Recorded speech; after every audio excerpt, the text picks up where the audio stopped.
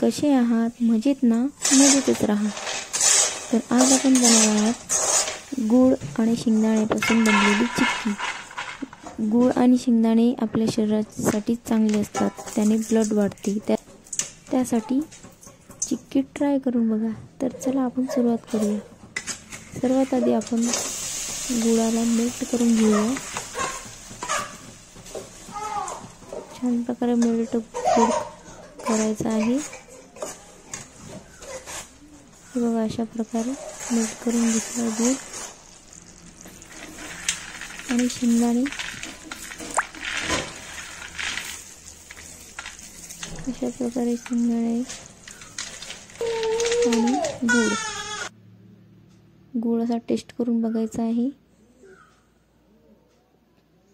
Mix करून त्याची चिक्की अशी तयार करायची आहे. सर्वात आधी त्याला एका पॉलिथिनवर बटर किंवा तेल लावून छान प्रकारची अशी बेलने लाटून घ्यायची आहे.